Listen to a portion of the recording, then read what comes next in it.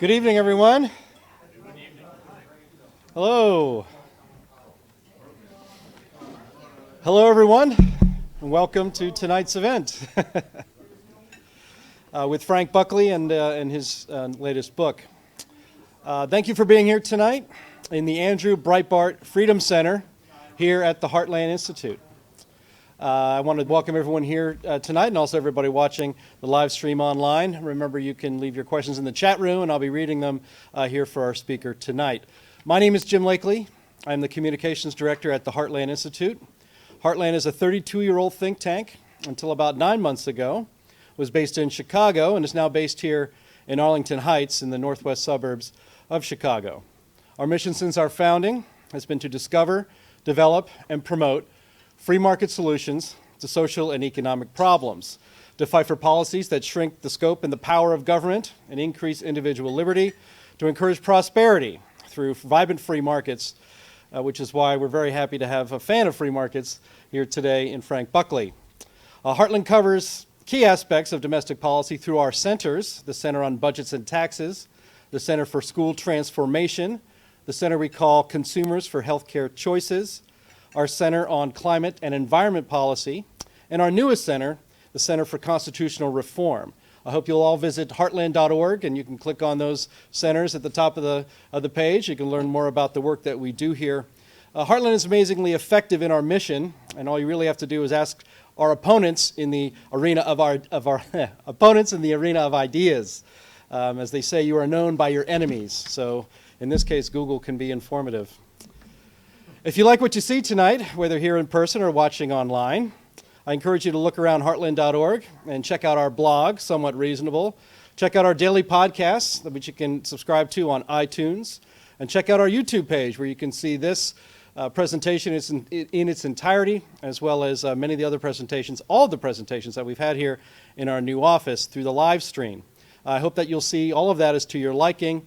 And here today, if you're tonight here, talk to a Heartland staffer, and we'd love to show you around the office a little bit, especially our brand new library for Liberty, which we're putting together. It's going to be the largest and best collection, I think, in the whole Midwest of books about free markets and liberty. It's going to be a great gift, really, I think, to the Chicago area, and we encourage you to check it out. And if you have books to donate, Diane Bast over there would like to talk to you, because we have plenty of room, and this library is going to continue to grow. And again, summer is right around the corner, as the day was so beautiful here today in the Chicagoland area. So if you have relatives in college, young people who would be interested in working at a think tank and learning more about free markets and liberty and really joining us in the fight to advance these principles, we have plenty of room in this brand new building to fill it in with more interns. So please, again, contact myself or any Heartland staffer here, and we're happy to show you some of our materials to encourage interns to come in. And again, if these things are important to you, we really do encourage you to join us, to join the Heartland Institute in our fight for free markets and liberty. And you can do that by becoming a donor to Heartland. No dollar amount is too small, but big dollar amounts are also very much appreciated. And again, you can talk to any Heartland staffer here about how to get more involved with the Heartland Institute. That brings us to the reason we're all here today, and that is to listen to our speaker tonight, Frank Buckley. He is a foundation professor at George Mason University School of Law, where he has taught since 1989. Before then, he was a visiting Olin Fellow at the University of Chicago Law School. He has also taught at McGill Law School in Montreal, the Sorbonne, and Sciences Po in Paris. And he practiced law for 3 years in Toronto. He's also a senior editor of the American Spectator, a publication we're very much fans of here at the Heartland Institute.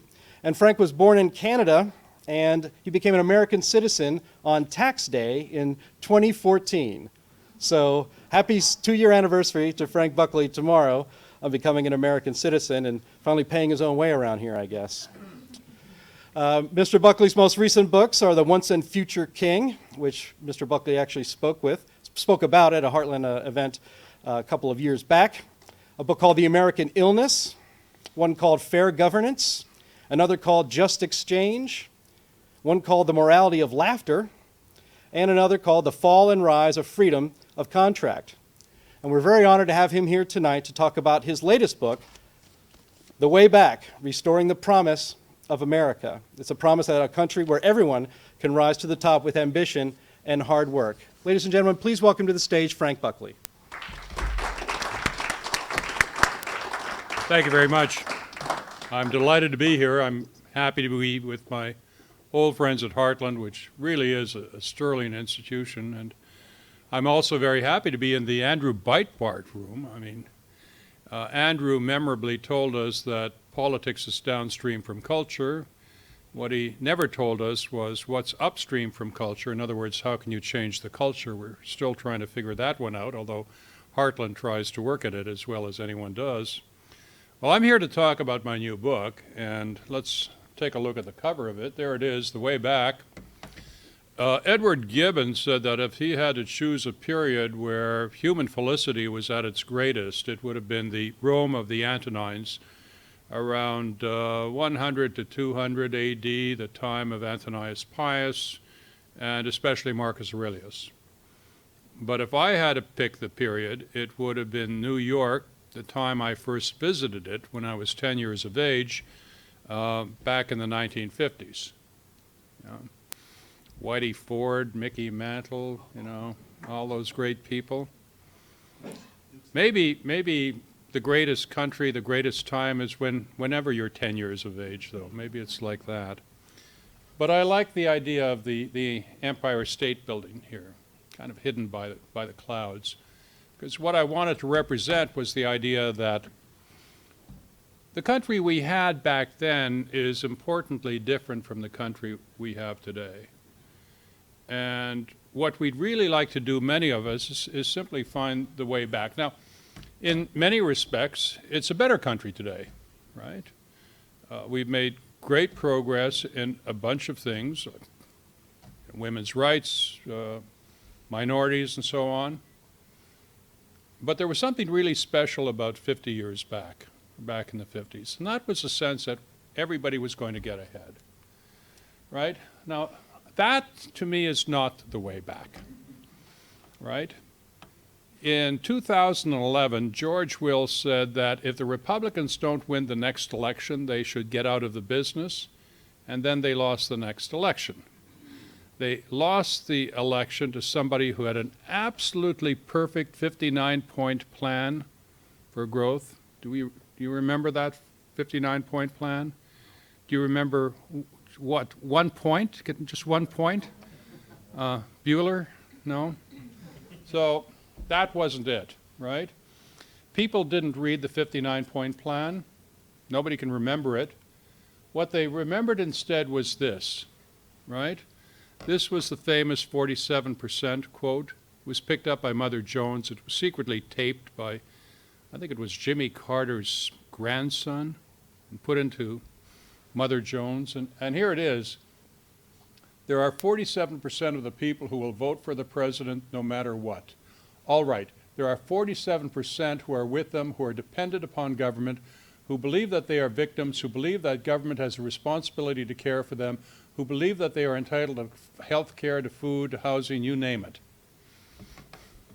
Now, if you start an election campaign by announcing that 47% of the people oppose you, you have just conceded the election, right? There was also something just a little mean-spirited about dividing up Americans between the takers, right, these guys, and the givers, the guys who are contributing. I mean, he's describing a kind of unpleasant class society. Well, it's sure not the society I remember from the 1950s. What I remember then was a society when we were all in it together, right, where we didn't divide people up into classes like that. So this is what they heard from Mitt Romney, right? And that was the crucial point of the election. Really, after that, it was all over, right? Here's what Obama told us. And this is what people heard. In the last few decades, the average income of the top 1% has gone up more than 250%, and yet over the last decade, the incomes of most Americans have actually fallen. Some billionaires have a tax rate as low as 1%. 1%, that is the height of unfairness. It is wrong. You know, he was right. He was right. When he said, it's not right that some billionaires are paying a lower tax rate than their secretaries, he was right. Now, I don't blame the billionaires for taking advantage of whatever loopholes there are out there, but I do blame the system that has those kinds of loopholes in it, right? So Mitt Romney came across, in short, as the guy who likes firing people, whereas Obama portrayed himself as the guy who had your back. And people voted for Obama. That makes perfect sense to me, right? See, the thing is, you can have a perfect 59-point plan. You can have a perfect 60-point plan in case you missed something. But if your 59-point plan isn't going to make people, by the way, by people I mean Americans, better off, I say the hell with it. I don't care about some abstract set of programs, some kind of political geometry where theorems are worked out from axioms, and it's unconnected with people. I don't like people who portray themselves as having a perfect fidelity to principle, but portray an indifference to people. If you portray an indifference to people, you don't deserve to have anybody vote for you. Here's the famous 1% graph, right? There's nothing particularly wrong with the 1%. This is the earnings of the top 1% of Americans. It's a very famous graph put together by Thomas Piketty, or Piketty if you prefer, right? Every society has a 1%. Many of the people in our 1% are just the kind of people you'd like to see up there. Entrepreneurs, guys who take risks, guys who play basketball, right? People who play for the New York Yankees, right? But nevertheless, if you look at it, what you'll see is over here, remember the 1950s I'm describing? You've got a period where the 1% aren't cleaning up in the same way. It's also a period where the highest marginal tax rate is 91%. That's not good either, right? I mean, if by the way, if you remember, John Kennedy more or less invented supply-side economics. But the Kennedy tax cuts took us down from 91% to 65%. That's already way too high, right? Well, it's not the 1% that bothers me. If people, have great basketball skills or whatever it may be, more power to them. What concerns me more is a new class of people, academics, lawyers, media types, trust fund babies, who sit at top of the pile. They may not be the 1%, they might be the 2%, the 3% even. And they are a separate class of Americans. I mean, their lives are really entirely different from most of us. And since I'm both a lawyer and an academic, I'm a member of that class, but then I aspire, like Franklin Roosevelt, to be a traitor to my class. Right? I still remember coming from a small farming town. What happens when you have a lot of inequality? Well, you don't have a lot of trust, okay? These are the high trust countries up here, and the low trust companies there. And more trust means it's easier to do business. If you're living in a society with a broken rule of law, by which I mean America, then it becomes important to be able to trust people beyond just the prospect of being able to take some guy to court if he breaks a contract, right? But who doesn't need contract? It's the old boy network, right? If you're a member of a new class and you deal with people all the time, then you trust those people. That's why the basic Washington question is not what do you do, rather it's who do you know, right? More inequality, less happiness. That's not surprising, right? I mean, supposing we could move to a society where outcomes were more equal and we didn't have to pay for it. In other words, there wouldn't be a tremendous wealth cut if we did that. Why, that'd be pretty attractive, wouldn't it? right? I mean, the only thing that bothers us is the idea that if we do it, we'll be involved in some crazy socialist schemes that's going to destroy wealth, right? So speaking of wealth, here's how inequality and wealth compare. And the picture here is more inequality, less wealth. So again, these countries up here, very, very wealthy and very equal, and very unequal and very poor. Zimbabwe, Haiti, and so on. And the U.S. is up here, right? Wealthy, you know, somewhat unequal. All right, but the big story is mobility. I don't think people care all that much about equality.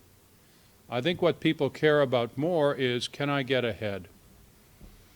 Think about, for immigrants, for example, you know, you come to a country and often you're kind of dirt poor, but you're willing to accept that because you think your kids are going to do better, or wherever you are. It doesn't matter so much where you are, but you really are invested in your kids and you want them to do better. But now for the first time, according to pollsters, we're in a society where people think that our kids will not do as well as we did. I mean, that's huge. It's absolutely huge. So here we are. This is a measure of intergenerational economic mobility. What does that mean? Well, it's a relation of earnings of fathers and sons. You could have done daughters, they did fathers and sons. Okay? So let's take, the numbers are kind of out of whack. UK is 50. What does that mean? It means that if you earn 100,000 pounds more than the average Briton, your kids will be likely to earn 50,000 pounds more than their cohort, right? And the country of great mobility is Denmark at 15%. So not much correlation. Canada's 19, right? But if you look at the US, it's 47, and it's pretty close to Italy and Britain.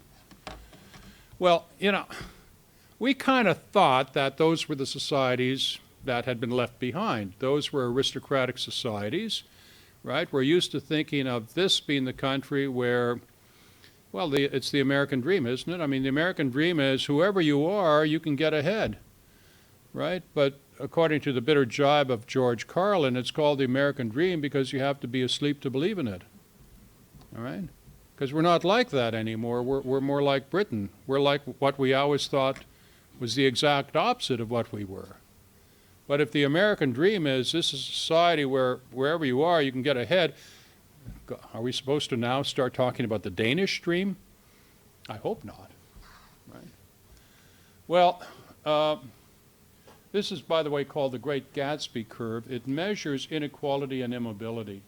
And it's almost a 45-degree line. And the idea is he who says immobility also says inequality. In other words, if we're not mobile, we're going to be passing on our class status to our kids, and we'll end up with both immobile and unequal. What is the reason for all of this? Here are some things that don't explain what's going on. Skill-based technological change. I mean, typically when you talk about this sort of stuff to conservatives, typically they'll say, well, we are not to worry, it had to happen, it's all about the move to an information economy. An information economy is one that pays huge payoffs to smart people who can manipulate numbers and whatever, right, who are used to dealing with high skills, and jobs are taken away from people with low skills. To which I say, nonsense. That doesn't explain a thing. Why? Well, it's because, you see, they have cell phones in Canada, and they got high tech in Denmark. And what's crucial is comparing us with other countries. But the point is, you know, Denmark, it's not exactly living in a Stone Age. So this doesn't explain a thing, right? Globalization, well, globalization by definition is all over the world. That's not it. Our tax rates are too low? No. Our tax rates are just about the highest in the world, right? I mean, look, when a company moves to Canada for tax reasons, we are in trouble, okay? A stingy welfare system. We have about the most generous welfare system in the world, and it's the biggest secret. Why? Because it's hidden in 72 different federal programs, a host of state programs, a bunch of urban programs, city programs, not to mention private charities. You add it all up, and about the only country that beats us is Sweden. But even in terms of the amount of welfare per capita to GDP, we're more generous than Canada or England or France. So much for the myth of stingy welfare benefits, right? It's as if the right hand isn't supposed to know that the left hand is giving, but it's rather that the right wing is not supposed to know what the left wing has done. I mean, they've hidden the ball. I don't say it's bad, it's just that nobody knows, right? Here's something that partially explains what's going on, cultural effects. Again, a lot of conservatives will say things, they have said things like, you know, if the middle class isn't prospering, they deserve to die. Did you read that in National Review? Yeah. Boy, what a great way to win votes, huh? Yeah, but I'm something of an economic determinist here. If I see a community where people are doing meth, or a community where, you know, people are doing petty crimes, typically I'm also looking at a community where the jobs aren't there. I mean, we didn't have this 50 years ago. You can say, well, it's really determined, this is the Andrew Breitbart question, you could say it's really all about the culture, but it's also about the state of the economy, about jobs disappearing, and I'll get to that in a moment. Here's something else that partly explains what's going on, aristocracy. Yeah. Sometimes I think we like to believe that Ragged Dick's America, the America where everybody can get ahead, is kind of the natural default state of the world. And we don't have to do a thing. We're just going to get there, right? And fiddlesticks. What's natural is aristocracy. Aristocracy is the natural state of the world of just about any country at any period in history. What is the exception, the twinkling of an eye in world history, is an America where people are highly mobile. That's what's unusual, that's what's exceptional, right? What's natural is aristocracy. Why? Well, two things, the bequest motive and relative preferences. The bequest motives is, I want my kids to do well. I actually have an evolutionary biology story about that, you know, the selfish gene type of story, but you don't need that. All you need to know is when you read stories about mothers rushing into a burning house to rescue their child, this is how we are hardwired to behave, okay? We invest more in our kids than we do in ourselves. And, you know, those of you who have sent your kids to college know what I'm talking about. Relative preferences, I have absolute preferences where I just want more, and I have relative preferences where I want more than the other guy. Now, if you put together the bequest motive and relative preferences, you get aristocracy. You get, in other words, a society where I don't just want my kids to do well, but I want them to do better than the kids of their generation, and I will impoverish the whole darn economy to get there. That is 17th century France. That's kind of where we are. That kind of partly explains what's going on. There's the bequest motive in a rather well-known family, right? Relative preferences, I want more than you, even if everyone else is worse off. Right? So here's an example of this at work. Let's say we have relative preferences and we're trying to pick out the world we want for our kids, and we're in the top quintile and we think they'll be in the top quintile, and we have a choice between World 1 and World 2. So if we go to World 1, we'll make 160,000, or they'll make 160,000, and World 2 they'll make 140,000. But observe how in World 2 they'll be way better off than the second quintile or the median, right? So, in other words, if all you're concerned about is absolute numbers, World I is what you go to. But if you're concerned about where your kids will rank relative to other people in their generation, you might prefer World II. Now, observe how World II is a poorer society than World I. But it's rational nonetheless to pick it. That's 17th century France. And that's where we are. Right? So the question is, how did we get there? Right? And what I found interesting was comparing the U.S. to Canada. I mean, the numbers got jumbled up, but it's 47, correlation of 47 for the U.S. and 19 for Canada. And this blew me away, all right? This is how fathers and sons compare in the bottom 10%, Canada versus the U.S. So the blue is the U.S. So if you're in the bottom 10%, there is roughly a 37% chance your kids will be in the bottom 10%, and a 21% chance your kids will be in the bottom 20, or in the second quintile decile.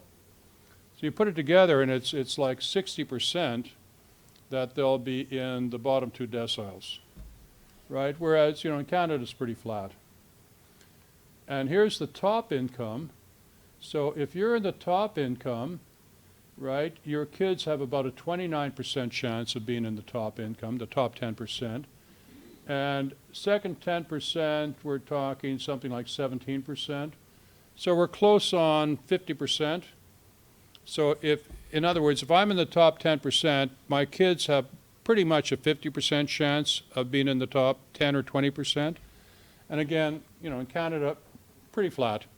I mean, actually, it's kind of interesting. Let me go back one. In Canada, if you're in the bottom 10%, your kids have a respectable chance of getting to the top 10%, as compared to the U.S. And if you're in the top decile in Canada, the top 10%, hey, your kids can slide down pretty fast. I mean, I think I'm describing the picture of how we think life is here, only it's not. But it's maybe how we'd like to see it. Right? So what we end up with is a red Tory country. Why Tory? Because it's aristocratic. Why red? Because it's a society that is based upon roughly socialist measures to ostensibly protect the lower class. Incidentally, the color gets confusing. In 2004, there was some idiot who painted Republican states blue, right? But, everywhere else, red is the color of revolution. So, I remember hearing about red China. I don't remember hearing about blue China. And blue Hawaii, yes. I remember people saying, better red than dead, better blue than dead. No, so anyway, so I'll stick with the color red. And this was actually, the Red Tories were actually a political movement invented by Benjamin Disraeli nearly 200 years ago. And here's the idea. He thought, we're in the top. Yes, we're the aristocrats. But we're going to make an alliance with the people at the bottom of the heap. And so we'll have the top and the bottom united against the middle.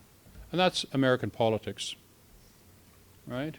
It's a war run by the top, the bottom against the middle.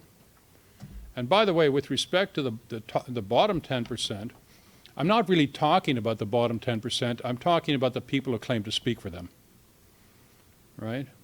Who really are betraying the interests of the class they're meant to protect.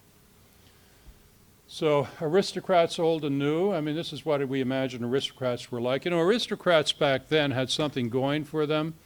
They had a sense that, they had a lot of privileges, but every so often they had to take the chance of having their head knocked off in a battle. Whereas the aristocrats today, this is Eric Posner at the University of Chicago, our modern aristocrats are people who, I guess, like myself, don't need battle scars or medals because, after all, we have our blogs and our CVs. Okay? but you'll forgive me if I think there's something quite disreputable about our modern aristocrats. All right? Here's a look at where they live. This is a picture of America, household incomes greater than 200,000. And this is, of course, the Excella corridor here. So we've got a big dot at Chicago. We've got a huge dot in California.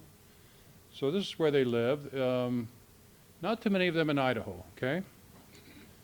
And this is holders of professional degrees, which is basically the same picture, right?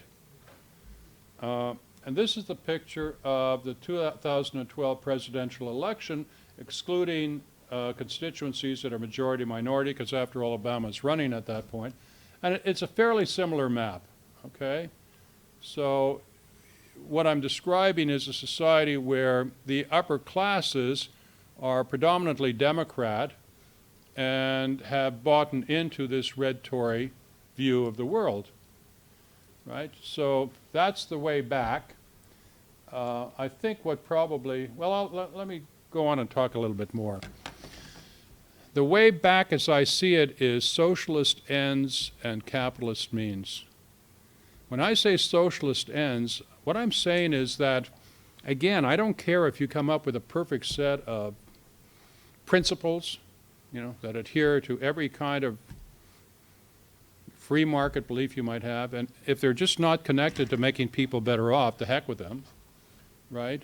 If you really want to make people better off, the answer is not socialist means, but capitalist means. By the way, that line, I'm told, comes from Milton Friedman, but I've not been able to trace it. But I rather like it. So what are some of the things I'm talking about? Here's K-12 in college. Here are the PISA scores, which is a ranking of how 15-year-olds score. So as you can see, United States does terrible, right? And if somebody calculated, if you could somehow raise the United States to, say, Canadian levels, that would be enough to wipe out the national debt, right? So it's absolutely huge. Our universities as well are great fun for the kids who are in them. In terms of the teaching that goes on, I'm not so sure much happens. Actually, when you think about it, American colleges are a perfect example of how you would devise an educational system if you're an aristocrat, right? What you would have is a big spread.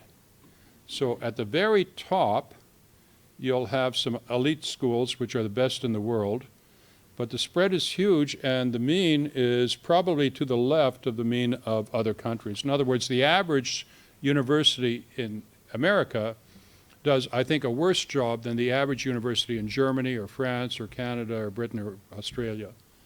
I mean, you know, when people compare, they always say, oh yeah, what about Harvard? You know, where's the Harvard, where's the MIT? It doesn't matter, right? What we're doing is we're trying to compare the average schools as well. And incidentally, let me just mention one thing. You know, my tuition, I don't know what it was like in your day, but when I went to college, I recall paying tuition of like $650 a year. And the deal, yeah, I know. Yeah. And you know, and the deal was, there were government-sponsored loan programs, but the government made this deal with the colleges. We will sponsor a loan, but you got to cap your tuition. Is that terrible? I mean, would it be terrible? I mean, you got this absolutely terrible student loan program where students graduate with, you know, crazy degrees, often unemployable, with student debt, 100,000, 200,000. I mean, we got this crisis we're waiting to see happen when these people are out of jobs for a couple of years. I mean, it's going to be it's a great social tragedy, and it's government created, right? As the government got into the guaranteeing a student loan market, the university said, that's great, we're just going to go up and raise our tuition 5% a year, right, or 8% a year. Immigration.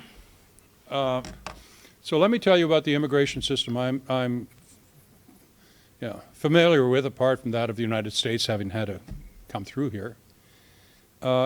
See, in Canada, you know what they do with illegals? They deport them, put them on a plane, right? Because, you know, one wants to enforce the laws. And as to the intake, A country 1/10 the size of the U.S. takes, in absolute numbers, a greater number of economic migrants than the U.S. 160,000 a year in Canada, 140,000 a year here. What we take in here are family preference people, often very low skills compared to Americans.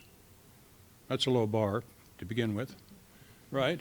You could be doing a lot better. You could be doing a lot better.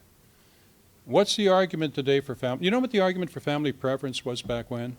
Back when the idea is, if you left, it was the long goodbye. You're not going to see Mother McCree again. Now they have these things called Skype, and cell phones, and cheap airfare. It's not such a big deal, right? Mother McCree, she can come over every year if she wants. We don't need family preferences to keep people together. It's not a big deal, right? So other countries typically have the kind of immigration system that Donald Trump would love, all right? Nobody makes a big deal of it. Yeah, here's the immigration picture. So the black is U.S. immigrants, economic, and everything else pretty much is family-based. So the economic migrants are really a small part of what's going on, and we're not even talking about illegals. Okay. Now, let me say something controversial. I think that an immigration system should be based on how you can make Native Americans better off. Right? Those are the lives that matter. And an immigration system which systematically takes jobs away from the poorest of Americans, I think is fundamentally unjust. But you know what's great about it? I mean, here's the one thing that's really great about U.S. immigration. If you're an aristocrat, you want maids and gardeners, right? And this, the U.S. immigration system supplies wonderfully. So it's a system that if you're an aristocrat in America, you're going to love. If you're a regular American, you're being cheated, right? Which is a wonderful example of social justice, said nobody ever. And then crony nation, corruption and influence. We're pretty mediocre on measures of corruption, as provided by, for example, the World Bank, or as provided by Transparency International. We have spawned the greatest concentration of special interests of any time in any country in world history. We have made K Street the farm team, or Congress the farm team of K Street. Right. Something like that really doesn't much exist in other countries. All right? And it's amazingly costly to the U.S. economy. Again, on the basis of some calculations I did, if America's rank on Transparency International or the World Bank were increased to Canada's level, the average earnings of an American family would increase from $53,000 to $59,000. If you move to Denmark's level, it would be up to $69,000. It is huge in terms of the real effect on American families. But if you're one of the aristocrats, you're on the receiving end of all of this, right? I mean, the point about crony capitalists is it's great for the cronies, not good for ordinary Americans, and really not good for the guy who's not a member of the club. It's not good for the guy who's struggling to make his way, the outsider, the new man, the guy without connections, the guy from some minority community, the guy who just got off the boat, whatever. The guy who doesn't have all that, he didn't go to the right schools. He's not a member of the right clubs. I feel much more sympathy for those people than I do for, people at the Tony clubs. And I'm in Washington, right? And I know these people. These are my people, after all, right? We criminalize entrepreneurship. We have the most absurd kind of criminal law system that seems to specialize in putting people in jail if they're entrepreneurs. It doesn't exist in other countries. I mean, you try to explain some of the prosecutions to criminal lawyers in other countries, and they will not believe it. They'll just rub their eyes, right? And then finally, the rule of lawyers. I mean, this is a society where lawyers do rather well, and I am teaching in the law school, so I'm kind of betraying the side here.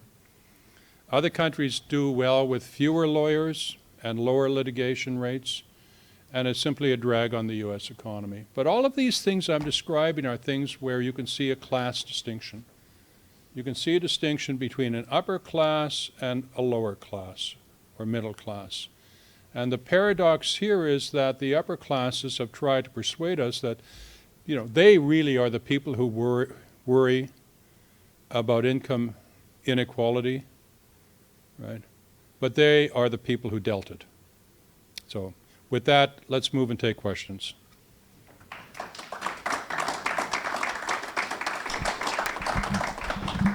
Okay, if you have a question, please raise your hand and I'll be happy to bring the microphone over to you.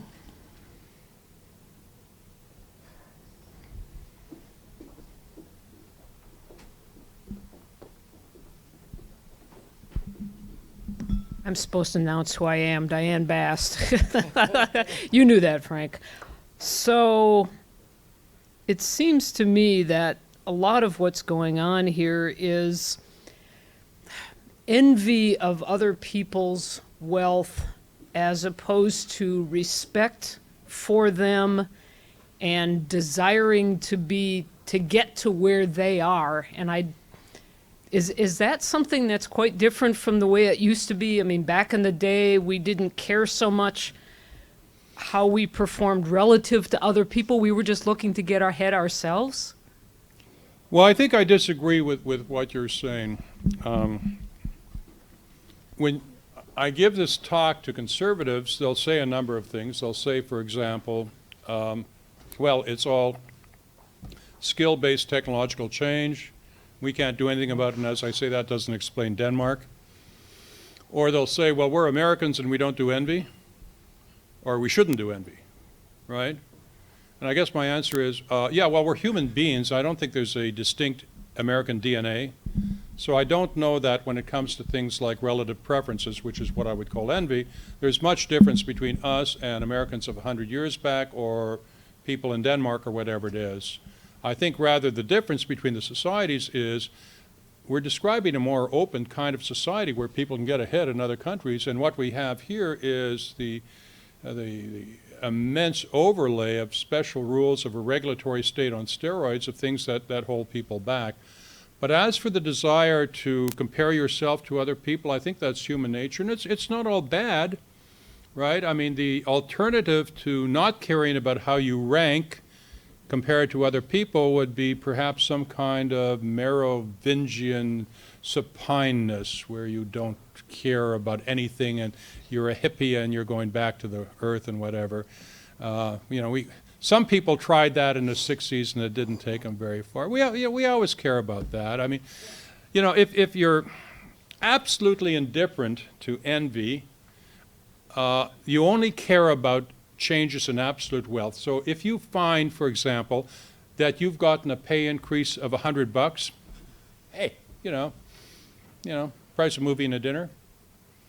But if you heard at the same time that everybody else in your shop got a salary increase of $10,000, now you'd be really depressed. That's just human nature. So I don't think we're different. Larry Greenberg.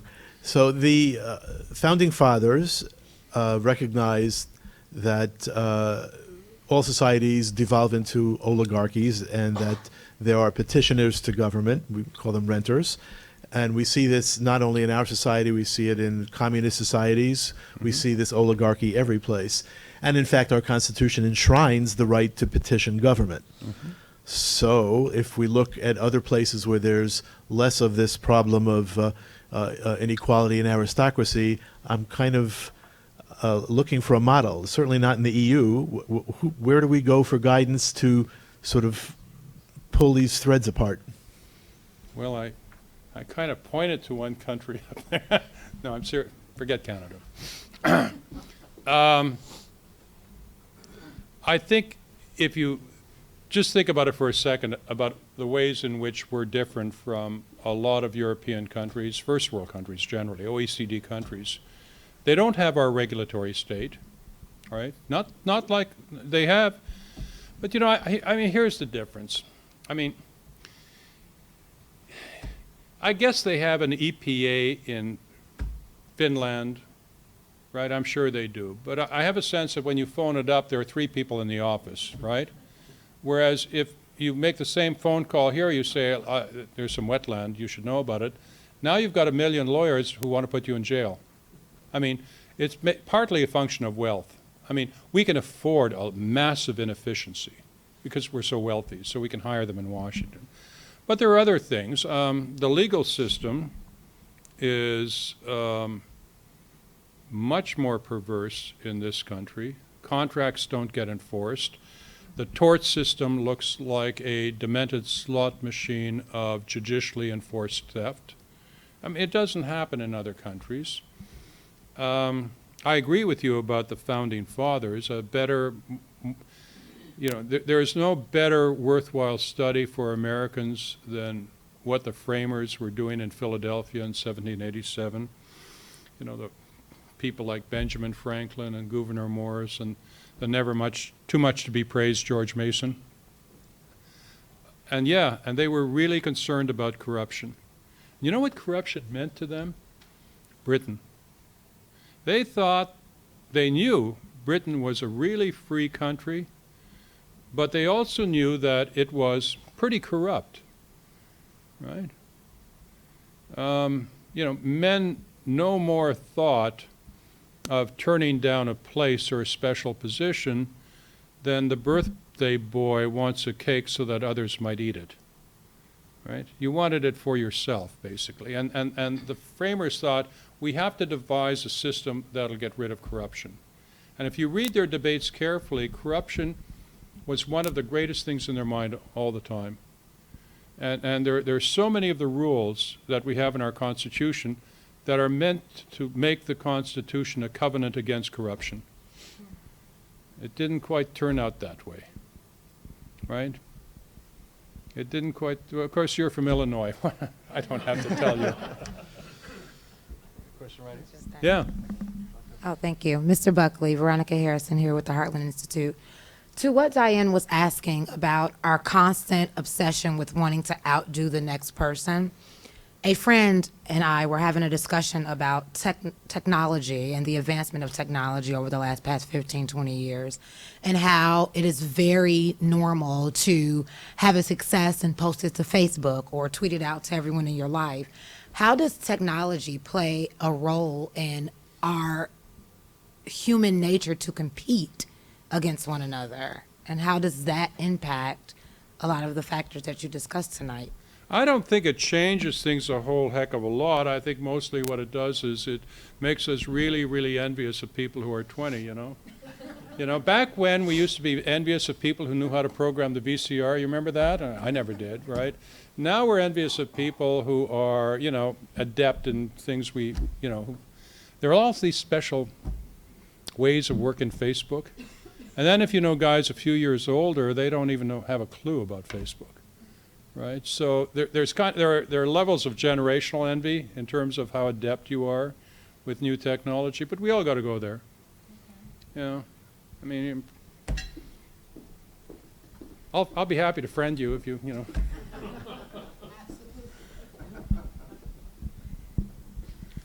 Other questions? I'm Wanda Davis with the Heartland Institute.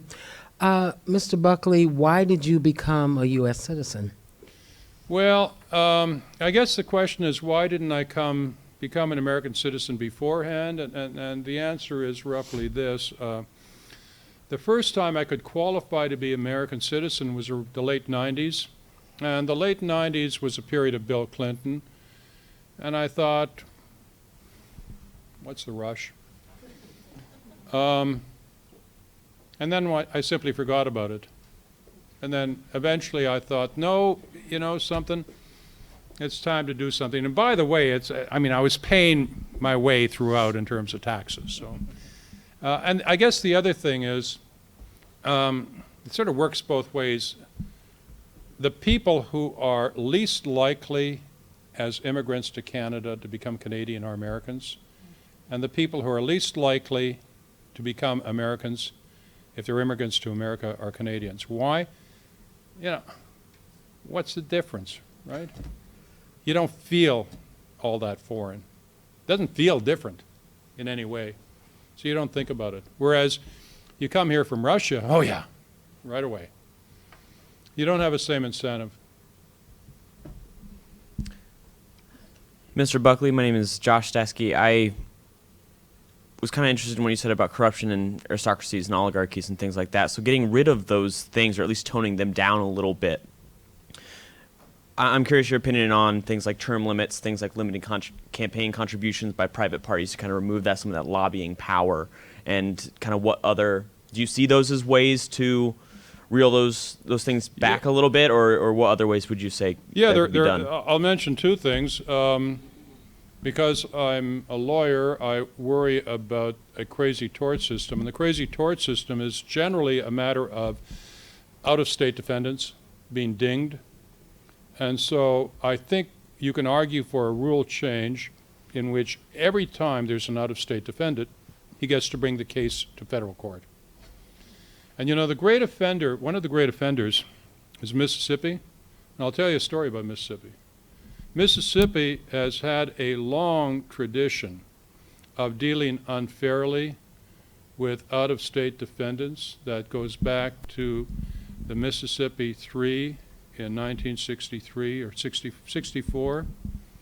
And what happened then was a conspiracy of local lawyers and judges and police officers who said, we don't like outside people, and we're just going to cover it up. And that's how it worked. It worked that way up to the very top, to Senator Jim Eastland. Senator Jim Eastland called up LBJ and said, there's a story about these 3 civil rights workers being murdered. Mr. President, I don't want you to believe that at all. I think it's just a big hoax. At which point Johnson responded, well, here's the thing, Jim. Mr. Hoover just informed me they found the car burning. Now, the interesting thing behind the story is the principals themselves are exactly the same people who emerged as the leaders of the Mississippi trial lawyers 30 years later, and who started bringing these huge judgments against out-of-state defendants. And what had happened was Mississippi had discovered that keeping quiet about how we ding people from out of state is a long tradition, and we're just not going to talk much about it. Well, as in the 1960s, so now today, there is an argument for federalism taking things away from the states. Federalism is a two-way street. That's one thing. The other thing I would do as for lobbyists is I would have a Chinese wall in between congressmen and their staffers and lobbyists. So the idea is if you are a congressman or if you work on Capitol Hill, you cannot afterwards become a lobbyist. And you know what the primary result of that would be?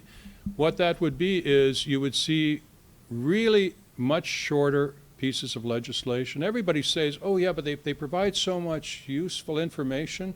Yeah, that's how you get 1,000-page bills. So we could do without that. We'd go back to the way it used to be, you know, where bills weren't written in the middle of the night and you had to pass them to see what was in them. I kind of like that. I'm not a great fan of I'm not a fan at all of limiting campaign contributions. There is an interesting suggestion that you might make them anonymous, right? Because if they're anonymous, really anonymous, that puts an end to any concerns about corruption, right? I mean, the concern about corruption comes when somebody says, I gave you a lot of money, now pay attention to me. Well, you won't have that if nobody knows where the money came from. It came from me. If it's a really big one, I did it. So that's what I would tell somebody. Speaking of oligarchies and lobbyists, I mean, of course, there'd be less need for lobbyists if the government did less. There are fewer things to regulate. I mean, they're there for a reason, and it's to protect their businesses. And if regulations were less or more reasonable, they wouldn't be there. But we had a discussion earlier in the Heartland Institute today about the administrative state. You know, and you think about America in the way back, to me it seems that the permanent administrative state that is dominated by people on the left is ruling this country much more so than any elected official or even the president. And until we reduce the administrative state massively by getting rid of entire departments, passing bills that defund them and deregulate the regulators, we're never going to get back. All this kind of stuff seems to me, not to be cynical, but to be on the edges when a real problem is that Washington and the administrative state is what is ruling and ruining this country. I wonder if you have a reaction to that. Well, I agree with that. The only problem is I'm not sure about the way back. I mean, yes, it would be nice to get rid of the much of the EPA, and it might be nice to get rid of some other departments. And the third one that Rick Perry fluffed was the Department of Education, right? Okay. I don't know why the feds are involved in education. But somehow taking a knife to the belly of the beast doesn't seem to me the way to do it, because it's too pie in the sky, perhaps. It's too hard to imagine this actually happening. So I incline towards smaller, more feasible solutions, even though I would applaud anyone who tried to do what you're describing. Rolling back the administrative state, I mean, how do you do that, right? See, a lot of things that conservatives object to are things like judicial deference to administrative judgments. Well, that's natural, right? Because judges are not good rule makers when it comes to, I guess there's something even worse than the administrative state, and that's state ruled by judges who don't have the competence to do it. Yeah. Frank, you said something very important, I think, that probably describes all of the problem that you're presenting to us. And that is, it's all about the culture, and also about the economy. Yeah. That's the part we leave out. That's the part our culture Yeah. just ignores. Then your illustration about Mississippi is a wonderful one. And having lived in that part of the country at that very time that you're speaking about, I remember very well when James Meredith entered the University of Mississippi at Oxford, and what happened. And I think 40 people died in the fracas that took place there.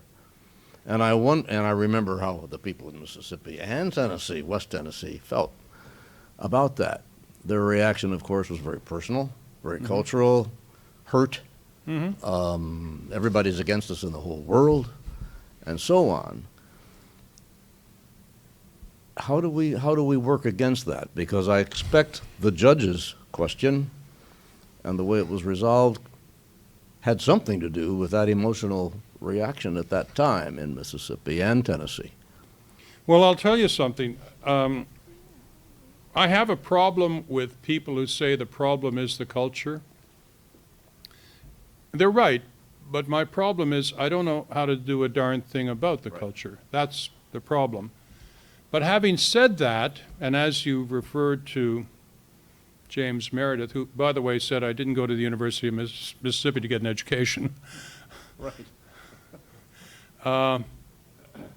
Let me confess that I'm something less than a purist when it comes to these issues, because I take some pride in being a member of the party that provided the crucial support for the 1964 Civil Rights Bill. Those were rip-on society Republicans, rhinos in short. But I have to say, with knowing all the criticisms that have been made about trenching on people's liberties, and being a great admirer of Barry Goldwater, with the benefit of hindsight, I have a great admiration for the likes of Ev Dirksen, the Wizard of Ooze, and those Republicans who made it all happen. And I have less than complete appreciation for those conservatives at the time who opposed it. I'm thinking of William F. Buckley. We were on the wrong side of a lot of those issues. And you know what? A friend of mine, Bob Tyrrell, wrote a book called The Death of Liberalism. Liberalism didn't die. It was simply betrayed by the Democratic Party, where it spawned the bastard children of progressivism. Okay. Liberalism didn't die. Rather, it moved over to the Republican Party. Going back to the Kennedy tax cuts, the Republicans at the time wanted to preserve the 91% marginal tax rates. It was the Democrats, the liberals, who supported the tax cut, who bought into supply-side economics. It was the Democrats at the time who provided, with some liberal Republicans, the support for the civil rights legislation, and it was the Democrats who were the party of openness as against a Republican Party which didn't always feel all that welcoming for minorities, and you know what, it still doesn't necessarily. I mean, that's why I think there's a natural tendency to support a party you feel more at home with. So there are plenty of those white shoe Republicans still with us. Mitt Romney does come to mind, does he not? And that is not where the future of the Republican Party is. The future of the Republican Party, I think, rather is with someone who can open up lines of support and win the appreciation of the marginalized people who've been ignored by an aristocratic society. Any more questions? Hearing none, how about a round of applause for our speaker tonight? Thank you. Thank you.